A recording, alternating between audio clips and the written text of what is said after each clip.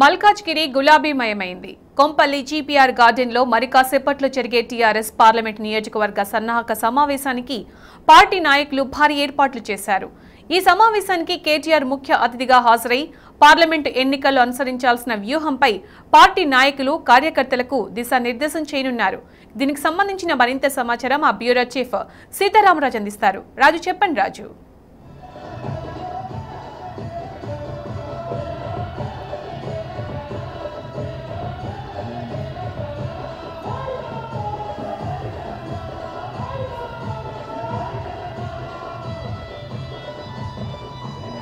ప్రస్తుతం మనం కొంపెల్లిలో ఉన్నాం. కొంపెల్లిలోని జీబీఆర్ గార్డెన్లో మరి కాసేపట్లో మల్కాజ్గిరి పార్లమెంటు నియోజకవర్గ విస్తృత స్థాయి సమావేశం ప్రారంభం కాబోతోంది. ఈ సమావేశానికి మరి కాసేపట్లో టీఆర్ఎస్ వర్కింగ్ ప్రెసిడెంట్ కేటీఆర్ గారు హాజరు కాబోతున్నారు. కేటీఆర్ గారి రాక సందర్భంగా కొంపల్లి చుట్టుపక్కల ప్రాంతాలన్నీ కూడా గులాబీమయంగా మారిపోయాయి. ఈరోజు ఉదయం నుంచి కూడా వేల సంఖ్యలో పార్టీకి సంబంధించిన ముఖ్య నేతలు కార్యకర్తలంతా కూడా ఘన స్వాగతం పలికేందుకు ఇప్పటికే తరలి వచ్చారు. ఇప్పటికే సభా ప్రాంగణం అంతా కూడా నేతలు అలాగే కార్యకర్తల కోలాహలంతో కిక్కిరిసిపోతున్న పరిస్థితి ప్రస్తుతం ఇక్కడ కనిపిస్తోంది. ఒక చారిత్రాత్మకమైన ప్రదేశం ఇది. 2014 ఎన్నికల తర్వాత టీఆర్ఎస్ పార్టీ నిర్వహించిన కీలకమైన ప్లీనరీ సమావేశాలు కూడా ఇదే వేదికగా జరిగాయి. ఇదే వేదికగా జరిగిన ప్లీనరీ సమావేశాల్లో అత్యంత ఉత్సాహం పార్టీ నేతల్లో కనిపించింది. ఆ తర్వాత ఏకంగా 2018లో జరిగిన ఎన్నికల్లో ఒక ప్రభంజనం లాంటి తీర్పును రాష్ట్ర ప్రజానికం ఇచ్చారు. పార్టీ నేతలు కార్యకర్తలు చేసిన కృషి, ముఖ్యమంత్రి కేసీఆర్ గారి దిశానిర్దేశం, ముఖ్యమంత్రి కేసీఆర్ గారి నాయకత్వంపై ఉన్న అచంచల విశ్వాసంతో మరోసారి టీఆర్ఎస్ పార్టీ అధికారంలోకి వచ్చిన పరిస్థితిని మనం చూసాం. ఈ నేపథ్యంలోనే ఇదే సభా ప్రాంగణంలో మరో కీలకమైన ఒక చారిత్రాత్మకమైన సభ జరగబోతుందని మనం చాలా స్పష్టంగా చెప్పొచ్చు. గతంలో గ్రేటర్ హైదరాబాద్ ఎన్నికల్లో అత్యంత ప్రతిష్టాత్మకంగా జరిగిన గ్రేటర్ హైదరాబాద్ ఎన్నికల్లో గతంలో ఏ పార్టీ కూడా సాధించని విధంగా 99 స్థానాలు సాధించి ఒక రికార్డును సృష్టించారు టీఆర్ఎస్ పార్టీకి సంబంధించిన నాయకులు. దీనికి అత్యంత కీలకమైన పాత్ర పోషించారు. ఐటీ మున్సిపల్ శాఖ మంత్రిగా అప్పుడు బాధ్యతలు నిర్వహించిన డైనమిక్ లీడర్ కేటీఆర్ గారు ఇప్పుడు వర్కింగ్ ప్రెసిడెంట్గా బాధ్యతలు చేపట్టిన తర్వాత అత్యంత కీలకమైన పార్లమెంటు ఎన్నికలకు సంబంధించిన బాధ్యతల్ని కూడా పార్టీ అధినాయకత్వం కేటీఆర్ గారికి అప్పగించిన ఈ నేపథ్యంలో విస్తృతంగా రాష్ట్ర వ్యాప్తంగా కూడా కేటీఆర్ గారి పర్యటనలు కొనసాగుతున్నాయి. అత్యంత విజయవంతంగా ప్రతి పార్లమెంటు నియోజకవర్గానికి సంబంధించిన సమావేశం సక్సెస్ అవుతున్న పరిస్థితిని మనం చూస్తున్నాం. ఈరోజు అత్యంత కీలకమైన హైదరాబాద్లోని మల్కాజ్గిరి నియోజకవర్గానికి సంబంధించిన పార్లమెంటు నియోజకవర్గానికి సంబంధించిన సమావేశం జరగబోతున్న నేపథ్యంలో తప్పకుండా ఇది కూడా భారీ ఎత్తున విజయవంతం కాబోతోంది. కేటీఆర్ గారి నాయకత్వంపై ఒక అచంచలమైన విశ్వాసం పార్టీ నేతలు కార్యకర్తల్లో కూడా కనిపిస్తోంది. గ్రేటర్ హైదరాబాద్ ఎన్నికల్లో ఏ విధంగానైతే పార్టీని విజయ తీరాలకు కేటీఆర్ గారు చేర్చారో అదేవిధంగా పార్లమెంట్ ఎన్నికల్లో కూడా టీఆర్ఎస్ పార్టీ పూర్తిగా ఒక క్లీన్ స్వీప్ లాంటి తీర్పు తప్పకుండా సాధిస్తుంది. ప్రజలు పూర్తి స్థాయిలో టీఆర్ఎస్ కు పట్టం కడతారనే ఒక విశ్వాసాన్ని అందరూ కూడా వ్యక్తం చేస్తున్నారు. ప్రస్తుతం మనం చూస్తున్నాం పార్టీకి సంబంధించిన సమావేశం జరగబోతున్న వేదికపై అనేక మంది నాయకులు ఇప్పటికే ఇక్కడికి చేరుకున్నారు. వారంతా కూడా చేరుకొని పనులను సమీక్షిస్తున్న పరిస్థితి కూడా కనిపిస్తుంది. చాలా మంది ఉన్నారు, వారంతా మాట్లాడదాం, వారి అభిప్రాయాలు కూడా తెలుసుకునే ప్రయత్నం చేద్దాం. మనతో పాటు మాట్లాడడానికి మండలి ప్రభుత్వ వెంకటేశ్వర్లు గారు ఉన్నారు. వెంకటేశ్వర్లు గారు మల్కాజ్గిరికి సంబంధించిన ఇన్ఛార్జ్ కూడా ఉన్నారు. ఎట్లా చూడాల్సిన అవసరం కనిపిస్తుంది? కేటీఆర్ గారు వర్కింగ్ ప్రెసిడెంట్ గా బాధ్యతలు చేపట్టిన తర్వాత విస్తృత స్థాయిలో ప్రచారం నిర్వహిస్తున్నారు. కీలకమైన సమావేశాలు జరుగుతున్నాయి. ఎట్లాంటి ఉత్సాహం పార్టీ నేతలు కార్యకర్తలు కనిపిస్తుంది? బ్రహ్మాండమైన ఉత్సాహం కనిపిస్తూ ఉంది. ఎందుకంటే 16వ తేదీ కేటీఆర్ గారు ఏదైతే కరీంనగర్కు బయలుదేరిండో ఫస్ట్ మీటింగ్ బ్రహ్మాండంగా సక్సెస్ కాబడ్డది. ఆ తర్వాత నిన్న మా వరంగల్లో, ఆ తర్వాత మా పార్లమెంటు భువనగిరికి, ఫస్ట్ ఈరోజు మెదకు, ఇప్పుడు మల్కాజ్గిరి కూడా బ్రహ్మాండంగా చూస్తూనే ఉన్నారు మీరు. అశేషంగా వాళ్ళకు 12 గంటల నుంచే భోజనాలు ఏర్పాటు చేసి వచ్చినట్టు భోజనాలు చేయించి ఇప్పుడు చేయించడం జరిగింది. ఇంకొక 40 నిమిషాల్లో గౌరవ కేటీఆర్ గారు కూడా రాబోతూ ఉన్నారు. ఇవాళ యూత్లో ప్రధానంగా బాగా ఉత్సాహం ఉన్నది. అదేవిధంగా పార్టీ కూడా బాగా స్ట్రెంగ్తెన్ చేయాలనే లక్ష్యంతో వారు వర్కింగ్ ప్రెసిడెంట్గా అయ్యారు. కాబట్టి కేసీఆర్ గారు ఏదైతే దిశానిర్దేశం ఇచ్చినారో ఆ రకంగా ఇవాళ యూత్ కానీ పార్టీ సంస్థాగతంగా బలోపేతానికి బాగా దోహదపడతా ఉంది.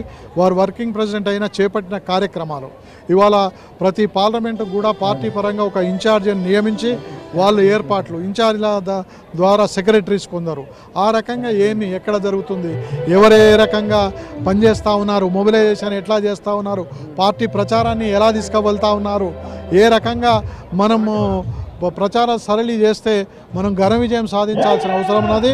ఇవాళ దేశంలోనే మన ఒక కీలక శక్తిగా ఇవాళ మన టీఆర్ఎస్ పార్టీ ద్వారానే ఇవాళ ఫెడరల్ స్ఫూర్తితోని గవర్నమెంట్ ఏర్పాటయ్యే లక్షణాలు ఉన్నాయి. కాబట్టి మనం 16 సీట్లు మన మిత్రపక్షం ఎంఐఎంకు 1 సీట్ వస్తే తెలంగాణలో ఉన్న టోటల్ 17 సీట్స్ కూడా మనము కైవసం చేసుకొని కేంద్రంలో కూడా ఒక నిర్ణయాత్మక శక్తిగా ఎదగాలని.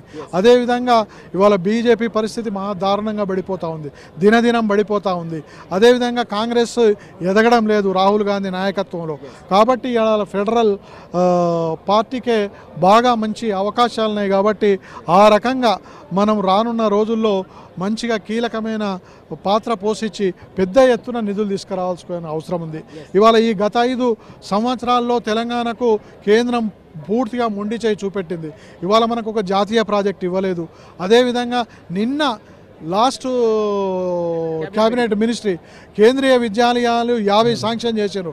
ఆంధ్రప్రదేశ్కు 2 ఇచ్చారు తప్ప తెలంగాణకు 1 కూడా ఇవ్వలేదు. అంటే పక్షపాత ధోరణితోని తెలంగాణ పైన వాళ్ళు వ్యవహరిస్తూ ఉన్నారు. కాబట్టి ఇవన్నీ కూడా సాధించుకోవాలి. మన రాష్ట్రంగా మనం ఎన్నో కార్యక్రమాలు చేస్తున్నాం. ఇవాళ ప్రపంచము మెచ్చుకునే విధంగా ఇవాళ రైతు బంధు, రైతు బీమా కార్యక్రమాన్ని చేపట్టడం జరిగింది.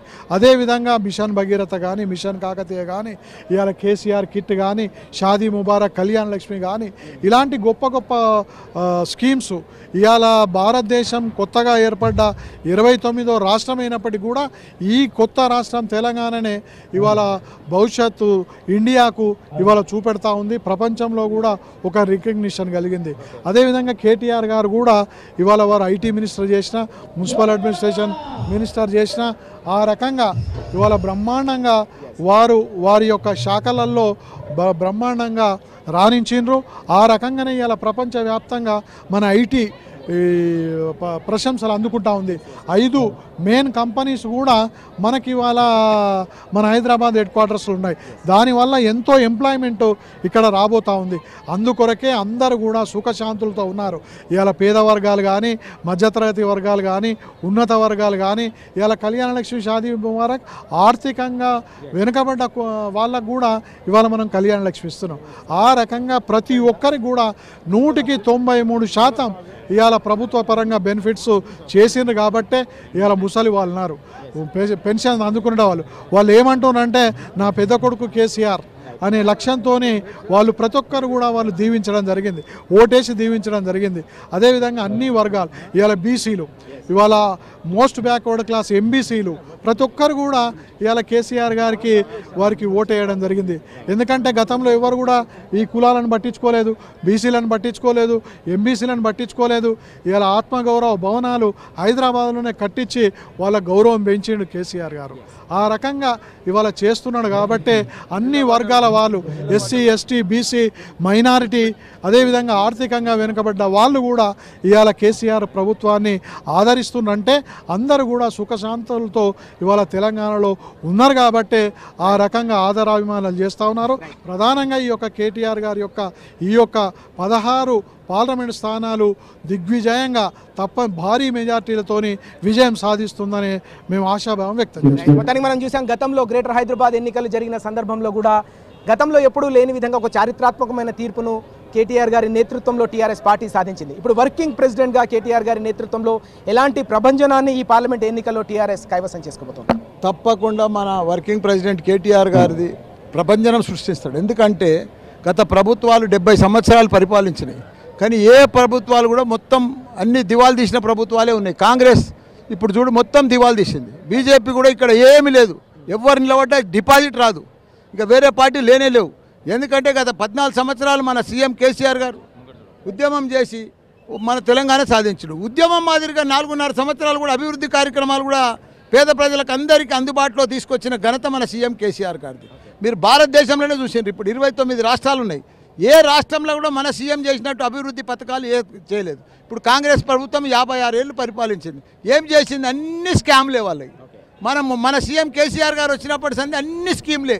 కాబట్టి ప్రతి ఒక్కటి కూడా ప్రజల దగ్గరికి పోయింది. ప్రతి ఇంట్లో మీరు ఇప్పుడు కళ్యాణ లక్ష్మి కానీ, ఒంటరి మహిళ పింఛను కానీ, వికలాంగుల పింఛను కానీ, వృధా పింఛను కానీ ఇవన్నీ కూడా కరెక్ట్గా వాళ్ళ దగ్గరికి పోయినాయి. వాళ్ళ ఇంట్లో ప్రతి ఏదో రకంగా సీఎం రిలీఫ్ ఫండ్ కానీ, ఇప్పుడు మన రైతు బీమా పథకం కానీ, రైతు పెట్టుబడి పథకం కానీ ప్రతి ఒక్కటి ఏదో రకంగా వాళ్ళ కుటుంబాలకు ఏదో కుటుంబంకు ప్రతి ఒక్కటి గవర్నమెంట్ పథకం చేరింది. కాబట్టి ప్రతి ఒక్కరికి ఒక నమ్మకం వచ్చింది కేసీఆర్ మీద, కేటీఆర్ మీద. వీళ్ళైతేనే మనకు న్యాయం చేస్తారు, వీళ్ళైతేనే మన రాష్ట్రాన్ని అభివృద్ధి చెందుతారు, వీళ్ళకే మనం నమ్మి రెండోసారి పెద్ద ఎత్తున భారీ ఎత్తున 88 సీట్లతోటి గెలిపించిన ఘనత మన తెలంగాణ ప్రజలు.